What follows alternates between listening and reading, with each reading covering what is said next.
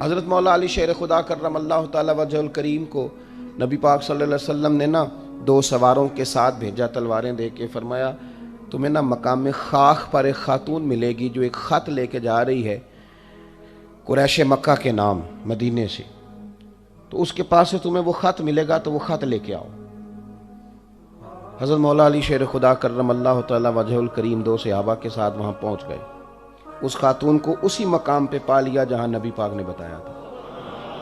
اب سفر میں یہ طے نہیں ہوتا کہ کہاں ملاقات ہوگی، طے نہیں ہوتا، لیکن حضور نے طے کر کے بتایا، فرمایا مقام خاخ پہ ملے گی۔ تو حضرت علی کہتے ہیں وہی ملی جہاں مدینے والے نے بتایا تھا۔ ابھی تک لوگوں کو حضور کے علم شریف کی دلیلیں نہیں مل رہی، جہاں بتایا تھا وہیں عورت ملی۔ تو حضرت علی کہنے لگے وہ خط لا، کہنے لگی کون سا خط؟ کوئی شے نہیں۔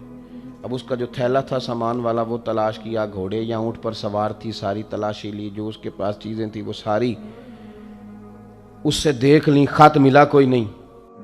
اب ایک صحابی بیچ میں سے کہنے لگے علی پتہ نہیں اب یہ خط کہاں چھوڑ رہی ہے، کیا معاملہ ہے، تو اب کیا کریں، یہ خاتون بھی ہے۔ تو حضرت مولا علی شیر خدا نے تلوار نیام سے باہر نکالی، آپ فرمانے لگے بی بی 2 حرفی بات ہے، میرے رسول نے کہا خط تیرے پاس ہے، چاند ٹوٹ سکتا ہے، تارے جھاڑ سکتے ہیں، حضور نے فرمایا تو خط تیرے پاس سے نکلے گا۔ ہاں بات ختم ہو گئی، جو دن کو کہہ دیا دن ہے تو دن نکل آیا، اور جو شب کو کہہ دیا شب ہے تو رات ہو کے رہی۔ اور خدا نے ان کی زبان کو وہ اختیار دیا کہ جو نکلی منہ سے ان کے وہ بات ہو کے رہی۔ خط تیرے پاس ہے تو نے دینا ہے، اب یہ بتا تو نے کیسے دینا ہے تیرے پاس، بتا کس طرح دے گی۔ جب اس نے مولا کائنات کی بات سنی اور شیر کے شیروں والے تیور دیکھے تو اس نے اپنے بال کھولے اور خط نکال کے دے دیا، کہنے لگے یہ خط ہے۔ حضرت مولا علی نے اس صحابہ کی طرف دیکھا اور فرمانے لگے دیکھا میرے محبوب کے غلاموں خوش ہو جاؤ، حضور کی زبان نور سے جو نکلتا ہے حق اور سچ ہی نکلتا ہے۔ اپنی طبیعت کے اندر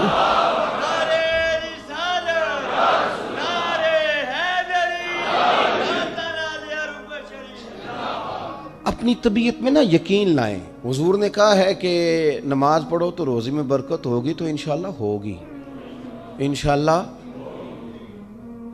تو پھر اذان کے ٹائم دکان بند کرنی ہے، نماز سے چھٹی نہیں کرنی، تو مسجد آنا ہے۔ دیکھیں ہمیں زینت دی گئی ہے داڑھی کے ساتھ، تو اگر ہماری زینت داڑھی میں ہے تو پھر زینت داڑھی ہی میں ہے، پھر بغیر داڑھی کے۔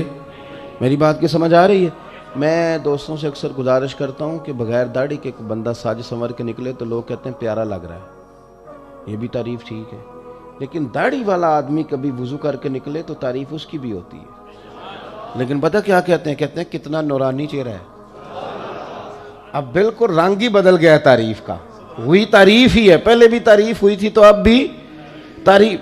تو اللہ رسول کی باتوں پر مکمل اعتماد، مکمل یقین۔ اور یہ جو ہمارے طبیعتوں میں اب لوگ مایوسیاں پیدا کرتے ہیں نا، بہت زیادہ مایوسی پیدا کرنے والوں کی لمبی تعداد ہے، بڑی لمبی، ان سے بھی جان چھوٹ جائے گی، آپ مضبوط ہو جائیں گے ذہنی طور پر۔ یاد رکھیں کہ وہ بندہ کمزور نہیں ہوتا جس کا جسم تھک جائے، میں نے کہا وہ تو سویرے ٹھیک ہو جائے گا، سوئے گا تو سویرے اٹھے گا تو ٹھیک ہے۔ جس کا دماغ تھک جائے، جو بالکل یہ لوگوں نے مایوس کر دیا، کچھ بھی نہیں ہو سکتا جی، غریب آدمی کیا کر سکتا ہے جی، آپ ایسے ہی رہیں گے جی، چھوڑیں جی، آپ آگے نہیں جا سکتے۔ کچھ میری طرح کے لوگوں نے بھی پریشانی پیدا کی، انہوں نے کہا جی وہ تو داتا صاحب تھے، آپ نہیں اتنے نفل پڑھ سکتے، یہ کہاں لکھا ہوا ہے جی، یہ کس نے کہا ہے؟ وہ تو فلانے بزرگ تھے، آپ نہیں، یہ وہ کیوں نہیں کر سکتے بھائی؟ وہ بزرگ بھی وہی قرآن پڑھتے تھے جس کی ہم تلاوت کرتے ہیں، ان کے لیے بھی حضور نے وہی سنت چھوڑی تھی جو ہمارے لیے چھوڑی۔ ایک ملنگوں کا ٹولہ ہے، وہ بھی بڑی پریشانیاں پیدا کرتا ہے، وہ کہتے تینوں کسی نے کچھ کیتا ہے، وہ بھی بندہ گیا سرے سے، کام سے گیا۔ وہ خدا کے بندے، ہمارے ہاتھ میں رب رسول کا دامن ہے، کوئی کچھ کر بھی دے تو مدینے والے نے فرمایا تو سورت بقرہ پڑھا کر گھر میں، جن کیا شیطان بھی تیرے گھر سے دوڑ جائے گا۔ تو آپ ذہنی طور پر اپنے آپ کو کمزور نہ کریں، طاقتور بنیں اور بڑی بات کریں، بڑی۔ جو لوگ دائرہ محدود کرتے ہیں وہ کمزور ہو جاتے ہیں۔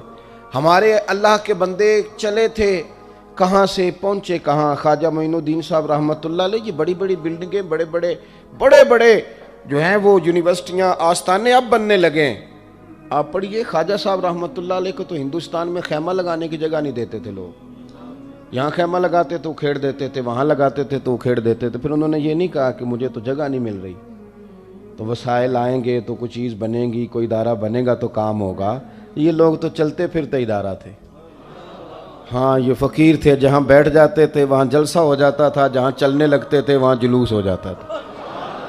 یہ لوگ میرے مجلس تھے، اس لیے انہوں نے اداروں پہ توجہ نہیں دی، بندوں پہ توجہ دی. درختوں کے نیچے، یہ حضرت محدث اعظم پاکستان رحمۃ اللہ علیہ کا عرس آ رہا ہے 1-2 دن میں، درخت کے نیچے بیٹھ گئے پڑھانا شروع. کسی نے کہا حضرت ادارہ نہیں بنانا، فرمایا وہ مستری بنایا کرتے ہیں، وسائل آئیں گے تو کہہ دیں گے کسی مستری. ہماری ڈیوٹی پڑھانا ہے، درخت کے نیچے بھی پڑھائیں گے. اور پڑھایا تو مزہ لے کے پڑھایا، کمال کر دی. ایک ان کے شاگرد ہوئے مفتی مجیب الاسلام اعظمی رحمۃ اللہ علیہ، وہ کہتے ہیں میرا بھی کھانا کہیں سے آتا تھا تو صحیح نہیں آتا تھا. تو استاد جی جو کہ ابھی نئے نئے آئے تھے ہجرت کر کے پاکستان، ان کا کھانا گھر سے پکتا تھا، وسائل زیادہ نہیں تھے کہ وہ مجھے بھی کھلا سکیں. لیکن استاد تھے نا، ایسا نہیں تھا کہ بچے رکھ لیے خانقاہ پہ تو وہ اس لیے رکھے کہ وہ آنے والوں کو پانی پلائیں گے، وہ چائے پلائیں گے. 7 سال بیت گئے، بیچارے نے قرآن مجید نہیں حفظ کیا، اس کا استحصال ہوا، اسے پڑھنے ہی نہیں دیا گیا. اور پتہ نہیں کس نوعیت کا ظلم ہوا، خیال ہی نہیں کیا کہ یہ کس طرح ماں نے کلیجے سے دور کر کے ہمیں دیا تھا. مفتی مجیب الاسلام رحمۃ اللہ علیہ فرماتے ہیں کہ حضرت کیا کرتے کہ جو میرا کھانا آتا نا وہ کچھ ٹھیک نہیں ہوتا تھا، کئی دفعہ رات کی روٹیاں بھی مجھے دے دی جاتی. تو حضرت کیا کرتے، کہتے پتر یہ تیرے والا مجھے بڑا پسند ہے، تو اپنی روٹی دے دے، میں کھا لیتا ہوں، تو میری آئے گی تو تو کھا لینا. فرماتے میں حضرت جب میرا کھانا کھاتے تو میں رویا کرتا، میں روتا، اور جو اپنا کھانا آتا وہ مجھے دیتے. جب اس رنگ میں نا اگر کوئی شعیب آئے میسر، پھر شبانی سے کلیمی 2 قدم ہے. اللہ کرے کو مل جائے نا ایسا جو اس طرح پیار کرے تو بہت سارے لوگ نکھر کے سامنے آ جائیں گے. کیونکہ باتیں زیادہ نہیں کرنی، سمیٹنے کی طرف آتا ہوں. یقین مضبوط کریں، ایمان مضبوط. اور کچے لوگ جو آپ کا ذہن الجھاتے ہیں ان سے بچیں، جو ذہنوں میں افتراق پیدا کرتے ہیں ان سنگتوں صحبتوں سے بچیں. پھر فرمایا وَقَانُوا يَتَّقُونَ، وہ لوگ متقی ہوتے ہیں.